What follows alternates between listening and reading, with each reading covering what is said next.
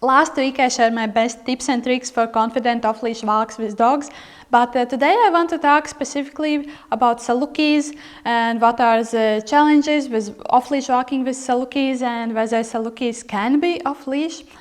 If you follow me on Instagram, as you should, you have noticed that I walk with my saluki off-leash quite regularly, so my answer to this question should be quite self-evident, but I just want to discuss all the difficulties and salukisms around off-leash walking and maybe share my thoughts, my experience with my own saluki, how I manage him and what I think are the best practices for my saluki. Honestly, I'd say that my biggest success with Lamora was that I started really early. I started letting him off-leash when he was a really small puppy, and so he had been at my house for 3 or 4 days before we first went to the forest with the express purpose that I'll let him off leash there.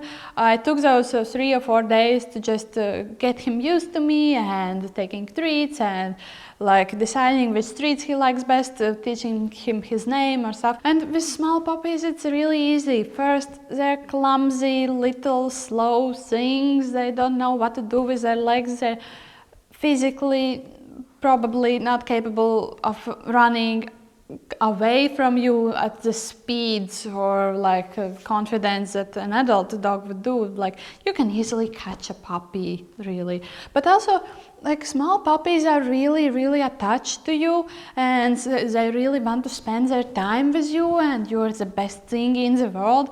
And so you really should cash in on that because, well, when they got to the teenager age, oh my god, they're completely not interested in you. And of course this won't help to the people who already have adult salukis or if you maybe adopted an adult saluki, but if you're in that category where you're considering saluki puppy, start early. But there are also things that you need to know about your adult saluki and off-leash walking with them, and I'd say one of the most important things is that saluki range at like their comfortable range for being away from you is huge.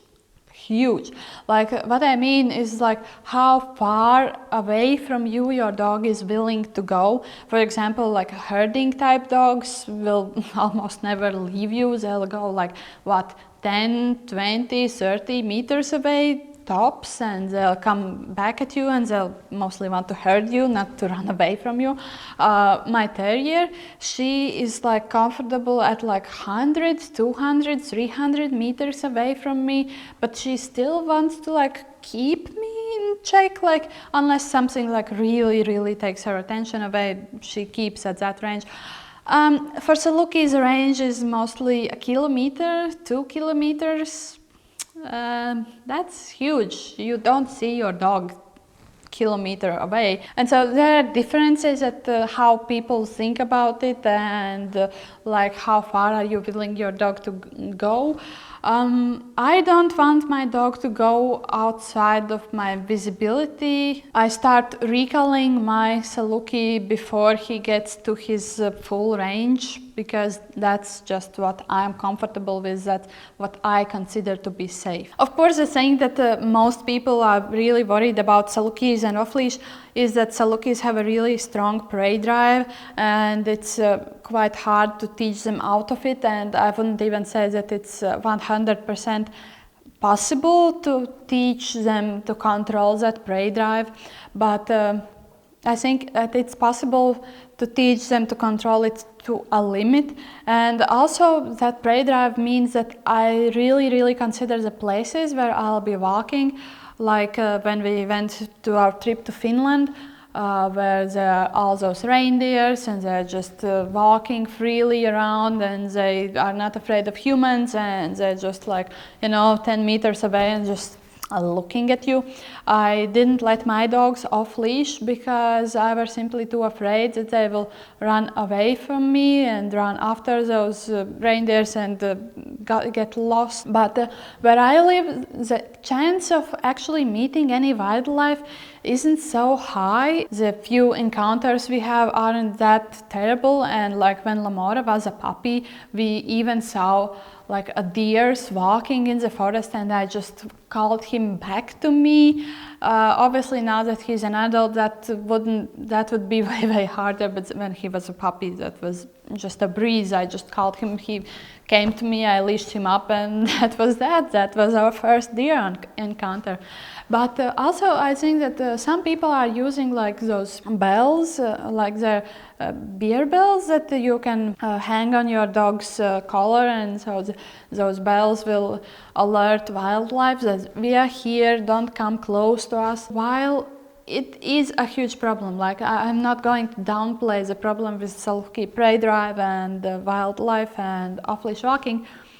If you have a chance on walking in places where there's very little wildlife, or if you can get the bell, and if you're really training your saluki, the chances of something bad happening are actually really reduced. It might be possible that you don't have a safe place for off-leashing in your like immediate vicinity. It's the case for me too. Every time I want to go off-leash with my dogs, I have to drive an hour or an hour and a half to the closest place where I feel safe letting my dogs off-leash. But I just think it's really worth it. The off-leash walks just raise the quality of their lives so much that I'm really willing to spend all the time, energy and money to just give them this option. I already mentioned this, but there is also that dreaded teenage period where basically any type of dog at their teenage years, months,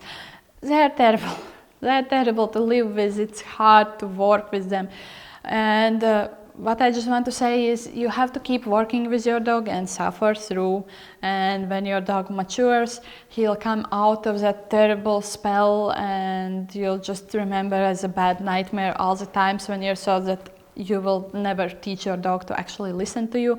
So at the time when my dogs are teenagers, I'm extra careful around like off-leash walking and the stuff. Another thing that I have taught Lamora is to come to me when he's in pain. Like this one time, he was running with Mio. He was like, 4 or 5 months old, and he didn't notice that he was running straight into the wall, and so he ran in the wall full speed. He really hit his shoulder and his leg. He wasn't hurt, but there were no injuries, but like he thought that he was really hurting, and so he was screaming his lungs off, and he came running to me. I really got on his level, like, oh my God, poor dog, you're really hurt, come to me, I'll hug you, I'll pet you, I'll make it go away, and everything will be fine.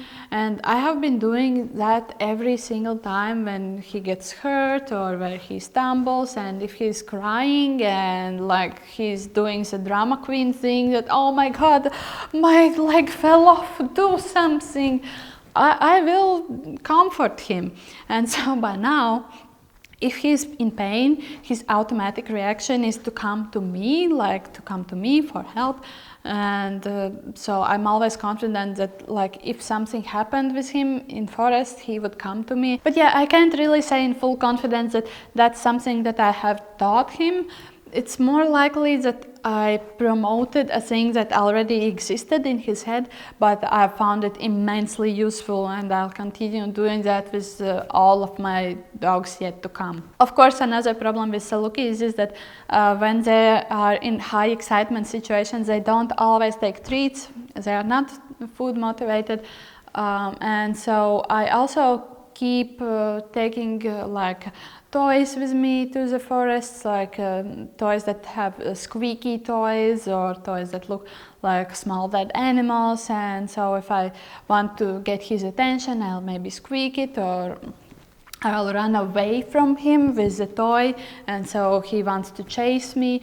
I'm not saying it works like in every situation, but it often works, and so I always want to have that another option if he's not taking treats for me. What I want to say with this video is that overall it is possible to have your saluki off leash with proper management protocols in place, with proper preparation, and if you have planned for going off leash, if you're not just doing it willy-nilly, and if you have trained your saluki or if your saluki is a small puppy. Of course, I'm not saying that it's always super easy or that everything always goes as planned. I just think that off-leash walking is way too important for dogs for me not to do that. And the more you do off-leashing, as I mentioned in my previous video, the easier it gets. And you should really go check my previous video if you haven't already.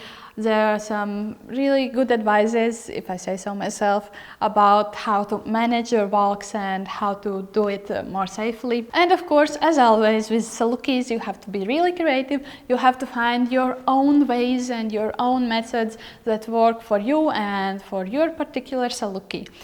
Thank you for watching this video till the end. If you would like to reward me for making this video, if you really liked it, please like this video and subscribe to my channel. There are more videos coming about salukis and our adventures and about off-leash walking, about GPS trackers and stuff. And I'll see you next week.